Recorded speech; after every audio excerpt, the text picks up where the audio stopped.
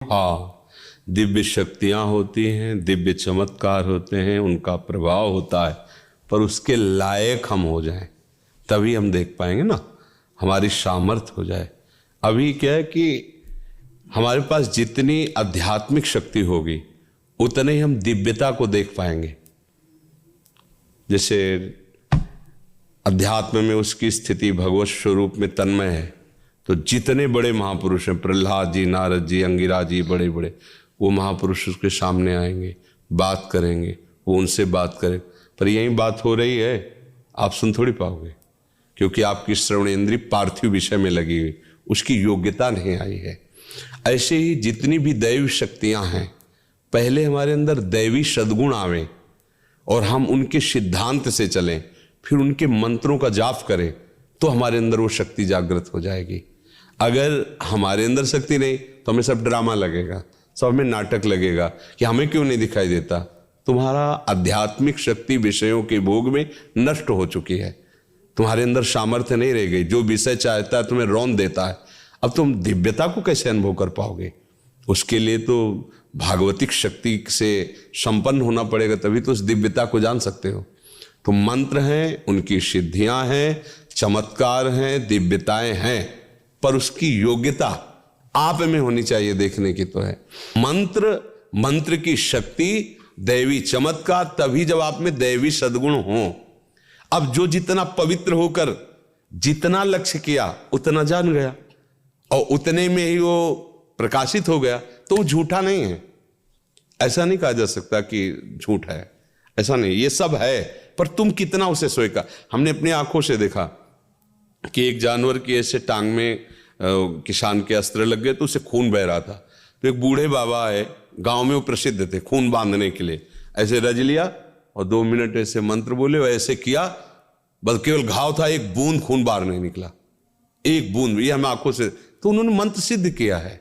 तो ऐसे मंत्र शास्त्रों मंत्र हैं जो छोटे छोटे कार्यों की, छोटी छोटी बातों की सिद्धि।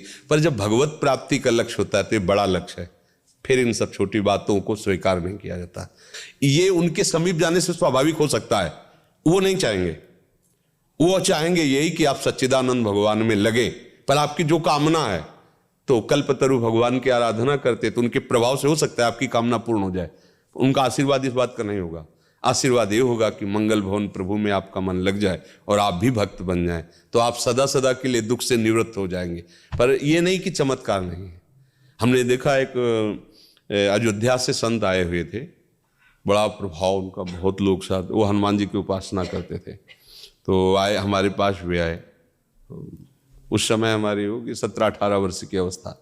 तो संतों को बड़े गौर से देखना, क्योंकि संत मार्ग में चल रहे थे, एक एक बात देखना, कैसे उठते, कैसे बोलते, कैसे चलते, उनकी चेष्टा कि ऐसे संत। तो वो नज़दीक आए और उनका कि आप क्या साधना करते? हमसे बड़े अवस्था में भी थे और बड़ी भीड़ उनके साथ। तो हमारे गुरु जी ने बताया, नाम जप करो, ऐसे ऐसे कुछ यौगिक साधन करते हैं, चमत्कार कुछ। हमने तो इसका परिचय लिया, हम तो जानते ही नहीं। ऐसे किया, केवड़ा की सुगंध छा गई और लोगों से पूछते और कौन सी चाहिए? चमेली। ऐसे किया, पूरे वातावरण में चमेली। ये मतलब कहानी नहीं है, ये हम प्रत्यक्ष में देखा है। ऐसा पानी लिया, कौन से जूस आप पीना चाहते हैं, कौन सा शरबत, ऐसे रखा, दे दिया, आप पियो, जो जूस बोला वही जूस। आखिरकार प्रकृति परमात्मा से ही तो है, तो प्रकृति का परिवर्तन परमात्मा मंत्र से क्यों नहीं हो जाएगा? जो परिवर्तन, खंबे से भगवान निकल पड़े कि नहीं निकल पड़े? खंबे से ही तो निकल पड़े। कुत्ते से भगवान को प्रकट किया नामदेव जी ने कि नहीं, तो उसे शरबत पानी को बना देना कौन सी बड़ी बात? क्योंकि भगवान सर्वरूप है, भगवान ही तो है सब रूपों में। उसने मंत्र के द्वारा आकांक्षा क्यों पानी शरबत बन गया। बस जैसे भगवान पानी बने हुए थे वही शरबत बन गए। पर यह खास बात नहीं है, हमारा मन प्रभावित नहीं हुआ।